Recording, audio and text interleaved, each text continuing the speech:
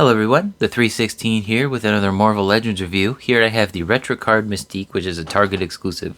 This figure retailed for, I believe, $26.99. Sometimes I actually find that Target has a lot of sales as soon as a figure releases, so it's not always best to pre-order the figure because you can just wait until they release, because more often than not, with figures I buy from Target, they have like a deal going on, like, save $10 off of a $50 purchase of toys. So you could probably get her a little cheaper, and I believe she is still in stock, which surprised me because I know that this was a very requested figure. I know it was one of my most requested updates to a previous Marvel Legend. I didn't have the previous one, and this one has the better articulation. But yeah, Target exclusive, has the Uncanny X-Men retro card back like other figures. Shapeshifter Supreme. Figure looks good in the box here. Not the biggest fan of these retro cards, but one thing I do want to point out is her hair back here is not the same hair here. They used a different hair piece for her for some reason. And you can see the read up here. Mystique uses her mutant shape-shifting powers to disguise herself in pursuit of her own mysterious agenda, often bringing her into conflict with the X-Men and her own family. Anyway, I'm excited. Let's go ahead and open her up. Alright, let's look at them accessories. So to start off, she comes with these standard female Marvel Legends splayed out hands. We've seen these many times before, nothing new really. They're in white, that's about it. No paint on them or anything, just white hands. She comes with two weapons. I don't know if these are exclusive to her, but they're kind of futuristic looking, and the assault rifle has a bit of gunmetal silver on the magazine, and it might be hard to see, but yeah, the tip of the gun there has a hole in it for effect pieces, so if you have the Retrocard Black Widow, you can put those effect pieces in there. They probably fit. And she can't hold both weapons, of course. She does have two trigger finger hands as her alternate, so she can hold one in one hand, and then she can hold the other in the other hand.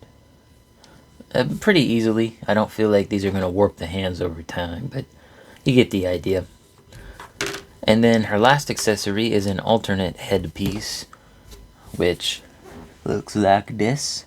And it's a nice looking hairpiece. I do like how they did that. There is a bit of a wash on it as well, a black wash it looks like. I've seen other people use this particular head on other customs that they've done, like not just Mystique, but if I can get this head on. There we go. Like Jean Grey, for example. I've seen people use that as a Jean Grey head. I've seen people take the hair off of this and put a different hairpiece on. I do kind of wish the hairpieces between these two were swappable, but oh well. But yeah, that's what that head looks like on this body. Hear that snap? Anyway, figure itself, she looks great. It's classic Mystique. Can't complain too much that there's not a lot of paint on this figure because, well, this is the classic design of the figure. It doesn't really have all that much paint to begin with anyway. Now, I can't tell if the upper torso is painted white or if it's painted blue. I want to say it's painted blue. Yes, so it's a white piece painted blue. You can see the hole in the back of her torso. I don't know why they didn't just paint white on top, but I don't know how it works over there. But the blues match, but the white up here looks a little bit more blue, and this one looks a little bit more yellow in person to the naked eye. I really like the skull belt here. I mean, this is just a free floating piece on her torso. Kind of looks weird if she didn't have it on. Just, they actually, painted those thighs all the way up on that crotch piece there. Which they still haven't added a diaphragm cut in any way here. Can't bend it, can't rock it back and forth. No crunch. I just wish they could add that. I'm already paying like $27, almost $30 per figure now, and you can't give the females an ab crunch or a rotation. It's just ridiculous. I mean, I don't think this version of Mystique really needs one, but it'd still be nice to have one, especially if you're someone who is a customizer. And her legs here, you can see they painted the white on top of the blue instead of, making this a white piece and then painting this part blue. I don't know how Hasbro decides these things, but the paint's a little sloppy on the boots. It's a bit thinner towards the ankle. And her feet are pretty flat too, but she stands up with no issue. As you can see, no issue standing up. And let's take a look at that head sculpt. I don't think there's been a bad Mystique head sculpt. This one's good. She looks more evil than I would say she normally does. And looking at the package, it looks like the head sculpt is different to that one that's shown in the render there, back there. She's got the different hairstyle, of course, but on this one she has more of a smile, and this one she has more of a menacing grin. Maybe it's just the way they painted it, but that's how it looks to me. And the blue on here is only like a slightly different blue to the body. Like this looks almost like a yellow blue, and this looks just more like blue. I really like the little skull up there as well. It's painted nicely, as well as the eyes. I don't know what she looks like with a black light. Let's see. Nothing's really popping up. Like her sports bra is, but that's about it. Yeah, it's a pretty good figure, but it's articulation time. So obviously the skirt, it's free floating.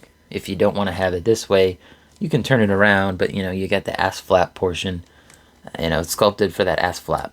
So best to put it on this way. And I have already seen someone make this a cloth good piece, which, I kind of wish they did that. This is a store exclusive. They could have. And then you got some of this in the arms. There's no butterfly, unfortunately. You got double joints, pretty good. And both of the hands are actually... This one goes up and down. This one goes side to side on the hinge.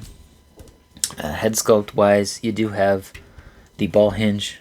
So you get her looking down that much. And then you got her looking up that much. The hair gets in the way, of course. And then, you got the 360. The hair doesn't get in the way too much of that. And then you have your upper torso articulation, side to side. Quite a lot of back, shows a little bit of the hole in her torso. Decent amount forward, looks kind of weird though. And of course that can swivel all the way around, if you do desire. And then, now we move on to the legs. The skirt piece doesn't get in the way too much. You can do a proper kick forward, but you're going to have to move the skirt just a little bit, which is fine. She doesn't really split well. This particular mold's not really great for doing the splits. She's got full swivel there, 360. She got the double jointed knee, can kick her own ass with the foot bend. Her foot bend goes back far, goes up high, and of course pivots. Pretty good articulation for this figure. Again, would have preferred a midsection ab crunch of some kind. Again, paying like $28 per figure now, almost $30. They can afford one more articulation point for the ladies, I'm just saying. And yet I keep buying them. Anyway, size comparison time. Mystique here, she stands at just over 6 inches tall. And she stands a little bit higher with this one just because of the bun on her hair. But let's see how she looks next to all of the usual people. Move her over here.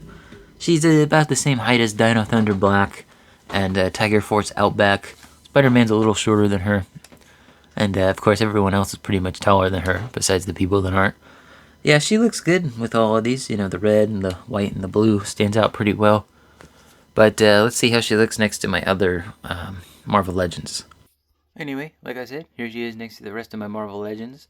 She's about the same height as the Gamerverse Black Cat, and she's about the same height as all of the movie Spider-Man.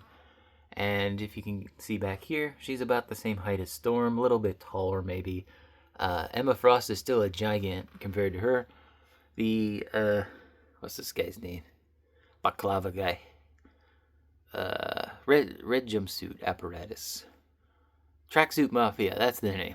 She's shorter than the Tracksuit Mafia, but kind of like how they look next to each other. The reds almost match, from the tracksuit to the hairpiece there. I like that. There's Dennis down there. But yeah, she looks pretty good with the rest of the figures there, the X-Men, of course. Hope you guys enjoyed the video. Let me know in the comments down below what you think of this figure. Don't forget to leave a like on the video, subscribe, and hit the bell. It all helps with the channel. And as always, peace.